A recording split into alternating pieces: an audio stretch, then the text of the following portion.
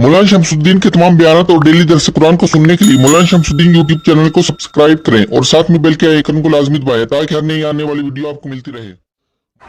अल्लाह ताला ने मूसा कलीम अलैहिस्सलाम को फिरौन के पास जाने का हुक्म दिया और उसको यूं बात कहो, क्या तू संवरना चाहता है, पाक होना चाहता है? मैं तेरी रहनुमाई के लिए आया हूँ, फतख्शा, ताकि तू उससे डर जाए और हिदायत के रास्ते पर आ जाए। मगर फिरौन नहीं माना। मूसा अलैहिस्सलाम ने अपने भाई हारून को लिया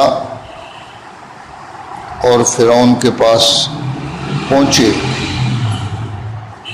और मूसा अलैहिस्सलाम ने उसी तरह बात फरमाई जिस तरह के अल्लाह ताला ने हुक्म दिया था। नरमी से बात फरमाई। फिरौन बजाय इस बात के कि उसको मानता, तो उसने अकड़ दिखाई और मूसा अलैहिस्सलाम से यह मुतालबा किया कि तुम अगर खुदा के रसूल हो तो उसके लिए कोई अलामत और निशानी होनी चाहिए जिससे ये मालूम हो जाए तुम खुदा के रसूल हो। तो मूसा कलीम अलैहिस्सलाम ने फ़अराहुल आयतल कुबरा, बहुत बड़ी निशानी जो है वो मूसा कलीम अलैहिस्सलाम ने दिखाई। वो निशानी क्या थी? मूसा अलैहिस्सलाम ने उसके इस कहने के बाद आपने लाठी को ज़मीन पर फेंक दिया। फिरौन जहाँ बैठा हुआ था उसका जितना वो कमरा था और ड्यूटी उसके हिसाब से वो अजदहा बन गया। लाठी 6-7 फुट की थी तो वो अजदहा बन गया। कहाँ वो लाठी और कहाँ वो अजदहा? लाठी बेजान, हरी और सब्ज भी नहीं। वो पता नहीं कितना अरसा पहले वो दरख्त से हासिल की गई, अब वो खुश्क हो चुकी थी।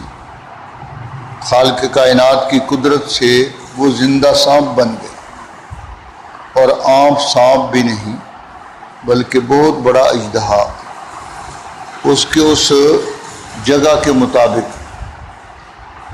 इसको अल्लाह ताला यहाँ फरमा रहे हैं फ़अराहुल आयतल कुबरा, कि बहुत बड़ी निशानी दिखाई मूसा अलैहिस्सलाम ने अपनी नबूवत की। फिरौन समझ चुका था, तो समझने के बावजूद माना नहीं बल्कि फ़कज़्ज़बा वअसा, मूसा अलैहिस्सलाम की बात को उसने जुटला दिया कि कहा तू झूठा है और नाफरमानी पर कायम रहा। और मूसा अलैहिस्सलाम को कहने लगा कि तेरा ख्याल ये है कि तुम और तुम्हारा भाई वो हुकूमत पर कब्जा करना चाहते हो।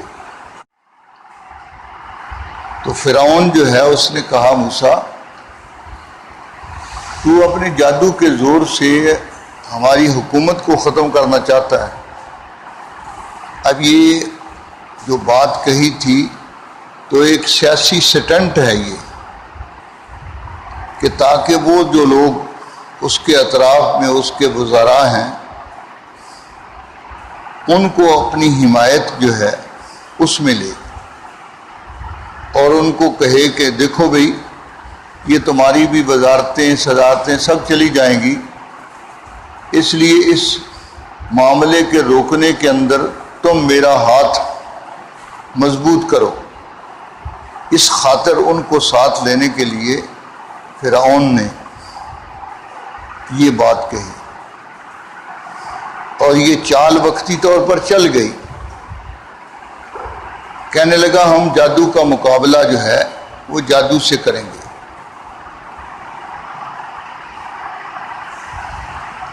فرعون حالانکہ جانتا تھا کہ ہمارے ہاں تو موسیٰ علیہ السلام نے جادو سیکھا نہیں. 30 سال تک آپ رہے ان کے محل میں تو جادو سیکھا نہیں. اور اس کے بعد مدین چلے گئے تو مدین میں جادو کا رواج ہی نہیں ہے، کوئی جانتا نہیں جادو. وہ یہ جان چکا تھا وَاسْتَيْقَنَتْهَا أَنفُسُهُمْ ظُلْمًا وَعُلُوًّا. اس کو یہ پتہ چل چکا تھا کہ اس کی پشت میں بہت بڑی قوت ہے اور یہ واقعتاً اس خدائے ذوالجلال کا نمائندہ ہے، مگر وقتی طور پر اپنی حکومت کو بچانے کے لیے کہ اگر موسیٰ کے اقتدار کو ہم نے مان لیا تو اس کا مطلب یہ ہے کہ ہم سے تو حکومت چھن گئی. حالانکہ یہ خیال بھی غلط تھا. تو فرعون نے کہا بھی ہم تمہارے جادو کے جادو سے مقابلہ کریں گے. ثم ادبر یسعی. پھر اور اپنے وزراء وہاں جو بیٹھے ہوئے تھے ان سب کو کہنے لگا کہ اس جادو کے مقابلے کے لیے تیاری کرو. اور پوری سلطنت اور پوری حکومت مصر جو ہے اس میں اس نے اپنے آدمی بھیج دیے تاکہ وہ جادوگر جو ہیں ان کو بلا کر لائیں. اور اس کے لیے باقاعدہ ٹائم طے ہو گیا. اور یہ کوشش اس کی تھی تاکہ اقتدار اس کا لمبا ہو جائے. تو اقتدار لمبا کرنے کے لیے اس نے یہ ہیلا کیا. وہ وقت آ گیا جب اس کے جادوگر جمع ہو گئے. جادوگر میدان میں آ گئے. موسیٰ کلیم علیہ السلام حضرت ہارون کو ساتھ لے کر آپ بھی آئے. بنی اسرائیل کے لوگ بھی آئے. تو بنی اسرائیل کے لوگ جو ہیں وہ بڑی مایوسی کی حالت میں تھے. اور موسیٰ علیہ السلام جو ہیں وہ اللہ جل شانہ کے حکم کے مطابق ان پر کوئی بھی اس حکومت کا اس کے انتظامات کا کوئی بھی روب نہیں تھا. وہ اللہ کے بھروسے اور اللہ کے توکل پر وہ بالکل راضی اور خوش تھے.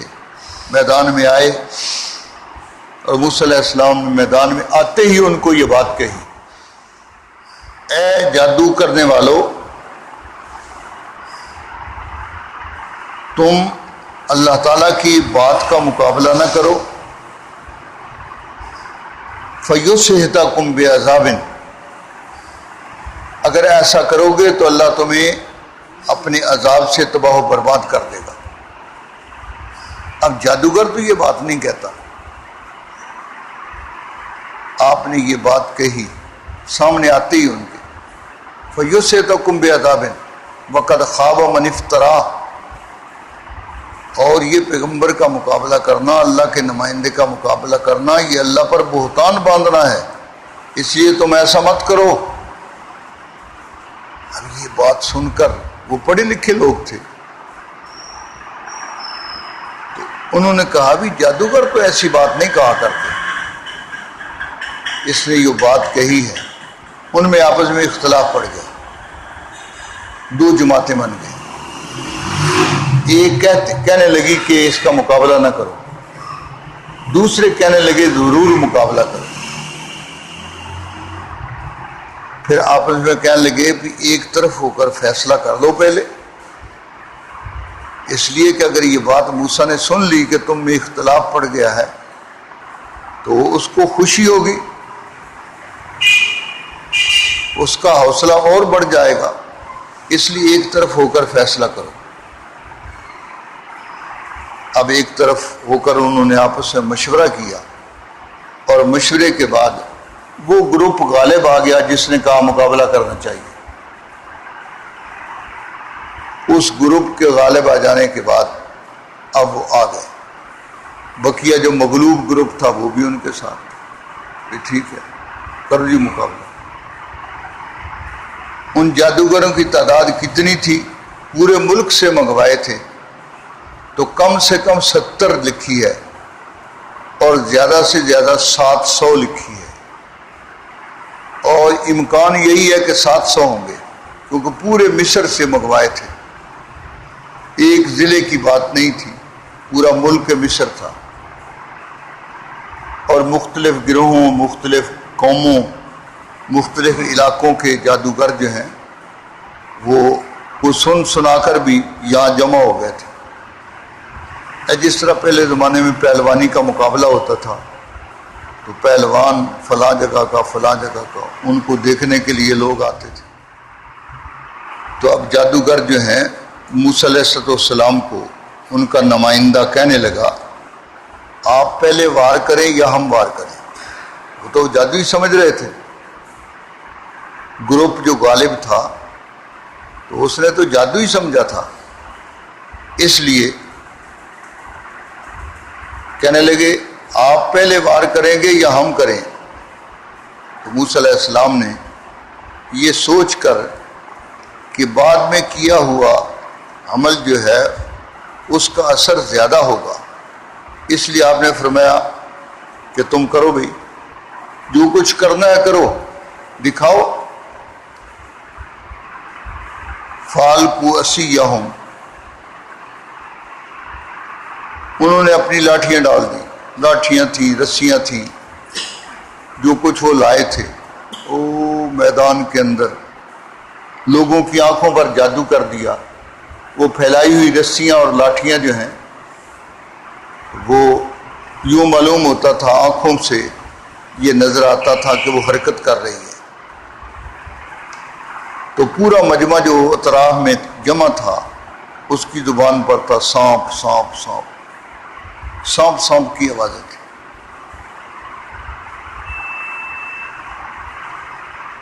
تو موسیٰ کلیم علیہ السلام کو دل کے اندر یہ بات آئی کہ وہ لوگ جو ایمان کی طرف آ رہے تھے کہیں اس جادو کی جو شرارت ہے اس کی وجہ سے کہیں وہ ایمان سے متنفر نہ ہو جائیں. جو کچے ایمان والے لوگ ابھی ایمان کی طرف مائل ہو رہے تھے، تو اس وسوسے کو خالق کائنات کی طرف سے اللہ نے فرمایا موسیٰ دل کے اندر اس قسم کی بات لانے کی ضرورت نہیں، کیونکہ ایمان جس کو اللہ نے دینا ہے اسی کو نصیب ہوتا ہے، اور جس نے محروم رہنا ہے وہ محروم ہی رہے گا. اس لیے آپ اس بات کی فکر میں من نہ پڑیں. انک انت الاعلی، غلبہ آپ کا ہے. اللہ نے یہ بتلا دیا کہ غلبہ آپ کا ہے. اب جادوگروں کا جب یہ سلسلہ جو ہے وہ سارا سامنے آ گیا تو موسیٰ کلیم علیہ السلام نے اللہ کے حکم سے اس لاٹھی کو پھینک دیا. اب وہ لاٹھی جب زمین کے اوپر لگتے ہی وہ اتنا بڑا اژدہا بن گیا، میدان کو اس نے گھیر لیا. وہ جتنا بڑا میدان تھا اس میدان کو گھیر لیا. وہ تو دیوار کی دیوار بن گئی، اور اس کا منہ جو ہے اس کی نچلی باچھ اور اوپر والی باچھ جو ہے جباڑے، اس کے درمیان 100 فٹ کا فاصلہ تھا. اس کے جباڑے جو کھلے تھے 100 فٹ کا فاصلہ تھا ان کے درمیان. اور اس نے ایک ہی سانس لیا اور ایک سانس سے سارا میدان صاف ہو گیا. کسی لاٹھی، کسی رسی، کسی کا نام و نشان نہیں تھا.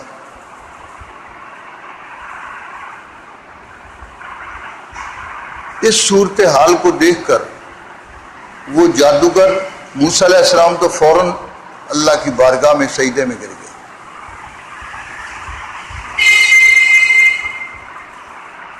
شکرانے کے لیے، شکریہ ادا کرنے کے لیے اللہ کی بارگاہ میں سجدے میں گر گئے، اور جادوگر جو ہیں وہ اس معجزے کو دیکھ کر اتنے مرعوب ہوئے کہ وہ بھی سارے سجدے میں گر گئے۔ فَأُلْقِيَ السَّحَرَةُ سُجَّدًا قَالُوا آمَنَّا بِرَبِّ ہارون و موسیٰ۔ اب دیکھ لیں، ایک سجدہ جس کو تو گراں سمجھتا ہے ہزاروں سجدوں سے دیتا ہے وہ نجات۔ اب دیکھ لو، ایک ہی سجدہ تھا، اور ایک ہی سجدہ جو ہے، اس سے پہلے وہ بڑے کافر تھے، اتنے بڑے کافر تھے کہ وہ پیغمبر کا مقابلہ کر رہے تھے، اور ایک سجدے کے بعد اب وہ بڑے باکمال مومن بن گئے، اعلیٰ اللہ کی طرف سے اعلیٰ درجات والے مومن بن گئے۔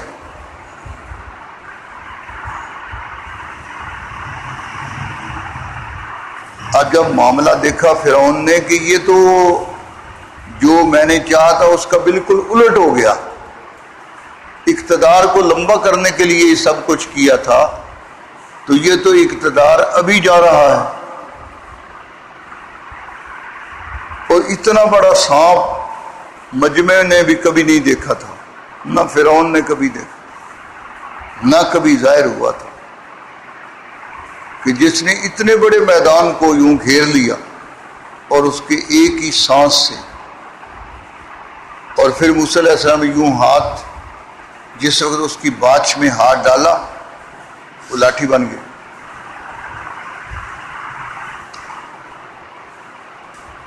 تو جادوگر جو ہیں، اب دیکھا کہ جادوگر جو ہیں وہ موسیٰ علیہ السلام کے ساتھی بن گئے، تو فرعون نے کہا اب یہ معاملہ خراب ہو گیا، کہ جو ہم نے طے کیا تھا پوری کابینہ نے، تو اس کا معاملہ جو ہے ہمارے خلاف پڑا۔ اب فوری طور پر اس نے جو ہے دھمکی دی۔ موسیٰ علیہ السلام کو نہیں کچھ بھی کہا، کیونکہ اس کو خطرہ تھا کہ یہ دوبارہ سب بن کے شاید مینوں ہی نہ کھا جائے، اس لیے وہ ڈر چکا تھا، اندر سے خوف زدہ تھا بہت زیادہ۔ تو جادوگروں کو اس نے کہا کہ اچھا تم ایمان لے آؤ میری اجازت کے بغیر، تیرے کو پرمیشن لینی۔ اسی طرح اس نے بھی کہا کہ میری اجازت کے بغیر ایمان لائے ہو، میرے کو تو سب پرمیشن تن لینی چاہیے تھی، سی اجازت لینی چاہیے تھی تمہیں۔ کہنے لگا لَأُقَطِّعَنَّ أَيْدِيَكُمْ وَأَرْجُلَكُمْ مِنْ خِلَافٍ وَلَأُصَلِّبَنَّكُمْ فِي جُذُوعِ النَّخْلِ وَلَتَعْلَمُنَّ نَبَأَهُ بَعْدَ حِينٍ۔ اس نے کہا کہ میں تمہیں تمہارے ہاتھ پاؤں کاٹ کر سولی پر لٹکا دوں گا، اور تمہیں بھی پتہ چل جائے گا۔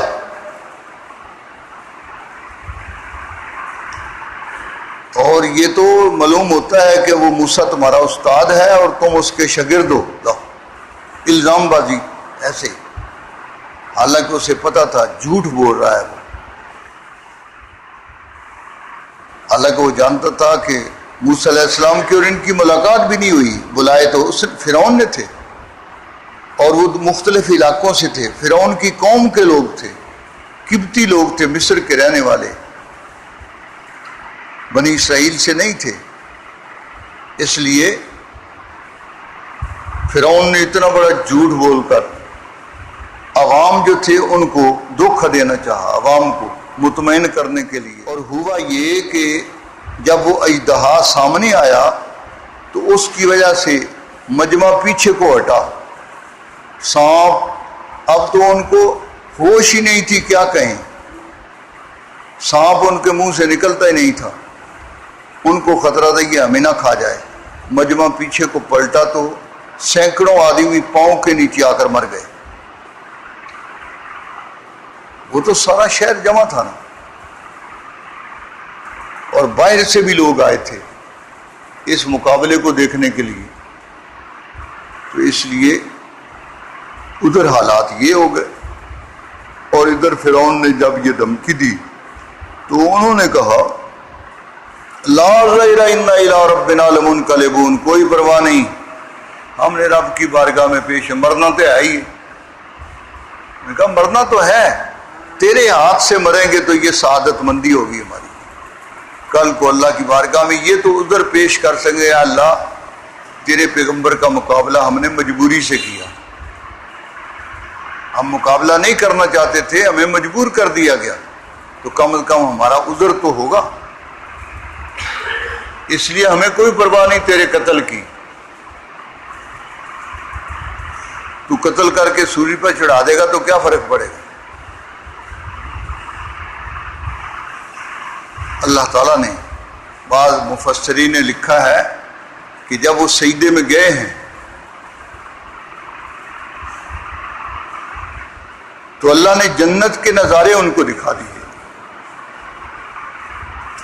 جیسے جنت سامنے ہے، اس لیے انہوں نے فرعون کا جواب دیتے ہوئے بالکل کوئی پرواہ نہیں کی، ذرا برابر فرعون کے روب کا اثر نہیں تھا، اس کی دھمکیوں کا اثر نہیں تھا، اور ان سب کو پکڑ کر اس نے قتل کروا کر سولی پر چڑھا دیا، مگر اور اس سے فرعون کے خلاف جو ہے پورے ملک کے اندر جو ہے فرعون کے خلاف فضا بن گئی،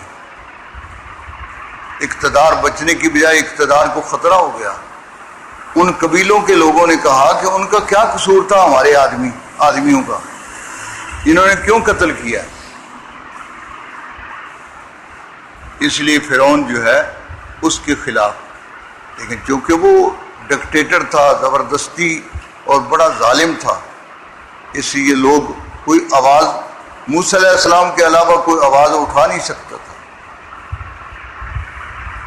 تو اب فرعون ہار گیا، شکست ہو گئی، اس کو بڑی تذلیل ہوئی، پورے ملک کے اندر بدنام ہو گیا، اور موسیٰ علیہ السلام ان کا تذکرہ ملک کے ہر کونے کے اندر اللہ نے کر دیا، اور یہ اللہ جل شانہ اپنے انبیاء کی معاونت اس طرح کرتے ہیں، فلک شر برانگیزت کے خیر مادرہ باشد۔ مکہ والوں نے جناب رسول اللہ صلی اللہ علیہ وسلم کا جب دوسرے لوگوں سے ملنا بند کر دیا تو آپ اور انہوں نے باقاعدہ حج پر آنے والے جو قافلے تھے ان کے لیے آدمی مقرر کر دیے کہ یہاں بھی دیکھنا، خیال کرنا، یہاں ایک جادوگر ہے اس سے نہ ملنا۔ وہ پوچھتے کون ہے؟ کہنے لگے محمد اس کا نام ہے، وہ جادوگر ہے، اس سے نہ ملنا۔ اب وہ قافلوں کے جو سمجھدار لوگ تھے تو وہ کہتے بھی جادوگر ہے تو ساڈا کی کر لینا، ہم دیکھیں تو اسی کون سا ایسا جادوگر جس سے یہ لوگ ڈر رہے ہیں۔ تو وہ آ کر آپ سے ملاقات کرتے، ملاقات کے بعد مسلمان ہو جاتے۔ تو پورے جزیرے عرب سے آئے ہوئے قافلے جو ہیں ان میں آپ صلی اللہ علیہ وسلم کی شہرت اور مشہوری ہو گئی انہی کی زبان سے۔ اسی طرح موسیٰ علیہ السلام کو جن علاقوں میں نئی لوگ جانتے تھے اب ان علاقوں میں بھی موسیٰ علیہ السلام کو جاننے لگے۔ تو یہ اس معجزے کے اثرات جو ہیں وہ واضح ہوئے، اور فرعون جو ہے اس سے یہ بات ظاہر ہو گئی کہ فرعون ضد کی وجہ سے ایمان نہیں لایا۔ ایمان اس کے سامنے واضح تھا کہ موسیٰ علیہ السلام حق پر ہیں اور وہ اللہ کا پیغام لے کر آئے ہیں، مگر وہ ایمان نہیں لائے۔ ضد ایک ایسی چیز ہے اور اقتدار ایک ایسی چیز ہے جس کے بھوکے لوگ جو ہیں وہ حق کو پرے پھینک دیتے ہیں اور اپنے اقتدار کو ترجیح دیتے ہیں۔ اللہ تعالیٰ راہ حق پر قائم رکھے۔ اقول قولی ھذا